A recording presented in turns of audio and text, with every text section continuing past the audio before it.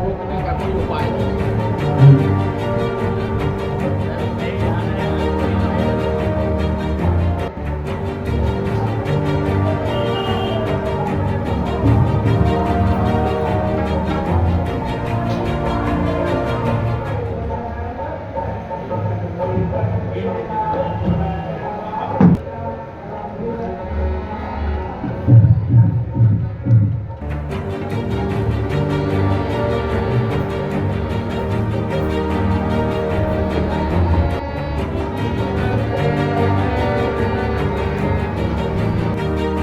पहले तो आप सभी के चैनल के माध्यम से पवित्र सावन मास रक्षाबंधन और झूलन महोत्सव की बहुत बहुत बधाई।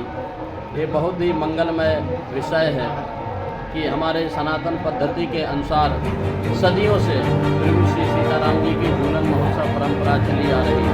हमारे अयोध्या में हजारों सैकड़ों वर्ष से इस परंपरा का सभी संत महात्मा सभी आश्रमधारी भली भांति निर्वाहन करते हुए प्रभु श्री सीताराम जी को प्रत्येक वर्ष झूलन महोत्सव मनाते हैं।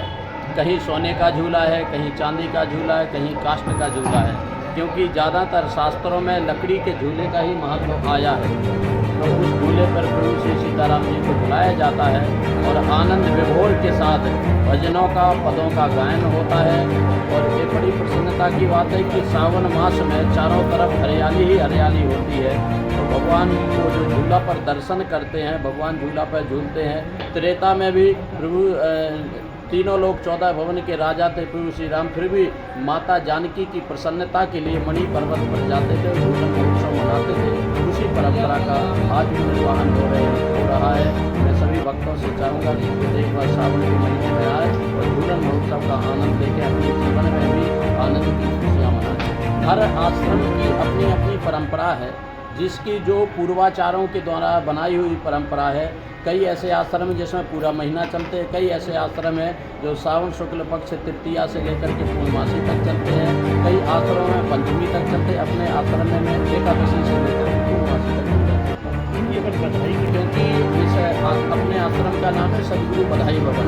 पूरे अयोध्या में प्रभु श्री राम जी की, श्री किशोरी जी, सीता जी की, हनुमान जी इत्यादि सभी भक्त जन्मोत्सव बधाई मनाते थे। लेकिन गुरु जी का जन्मोत्सव कहीं नहीं मनाया जाता है, गुरु जी के जन्मोत्सव की बधाई कहीं नहीं होती थी।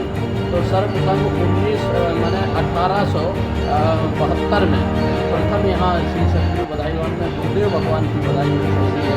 इसलिए इस आश्रम का नाम है सदगुरु बधाई भवन, क्योंकि हमारे यहाँ गुरु परंपरा प्रधान है। हमारे यहाँ भोग भी लगेगा, भगवान से प्रार्थना भी करेंगे, पूजा भी करेंगे। तो पहले गुरुदेव की पूजा, फिर भगवान की पूजा। इसलिए सदगुरु बधाई भवन, जो कि हमारे आश्रम का मुख्य फंक्शन है, वैशाख कृष्ण एकादशी से लेकर के अक्षय तृतीया का श्री सदगुरु बधाई